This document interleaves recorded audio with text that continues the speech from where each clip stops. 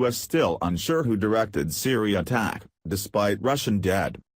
The United States is still unsure who directed a February 7 attack on U.S. and U.S.-backed forces in Syria, Defense Secretary Jim Mattis said on Saturday, even as he acknowledged accounts that Russian civilian contractors were involved.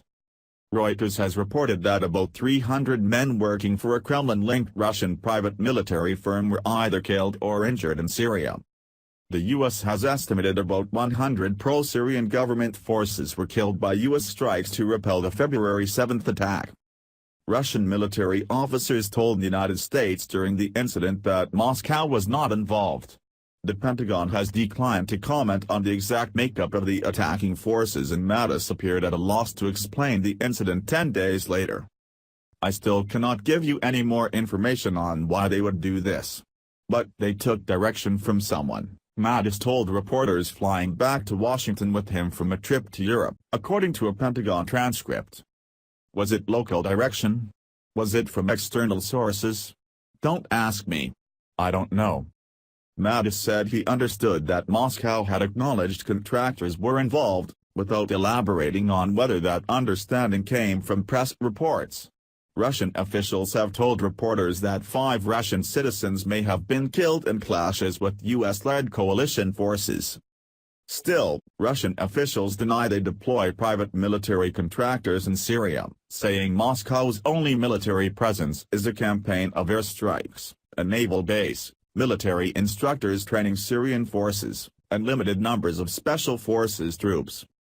But, according to people familiar with the deployment, Russia is using large numbers of the contractors in Syria because that allows Moscow to put more boots on the ground without risking regular soldiers whose deaths have to be accounted for. The contractors, mostly ex-military, carry out missions assigned to them by the Russian military, the people familiar with the deployment said. Most are Russian citizens, though some have Ukrainian and Serbian passports. The United States and Russia, while backing opposite sides in the Syria conflict, have taken pains to make sure that their forces do not accidentally collide. But the presence of the Russian contractors adds an element of unpredictability. The U.S. military has said that in its effort to repel the attack on February 7, U.S. forces on the ground called in coalition strikes for more than 3 hours, involving F-15E fighter jets, MQ-9 drones, B-52 bombers, AC-130 gunships and AH-64 Apache helicopters. The U.S. military has said the attacking forces were aligned with the Syrian government and were backed by artillery, tanks, multiple launch rocket systems and mortars. "I doubt that 257 people all just decided on their individual own selves to suddenly cross the river into enemy territory and start shelling a location and maneuvering tanks against it," Mattis said. "So whatever happened, we'll try to figure it out.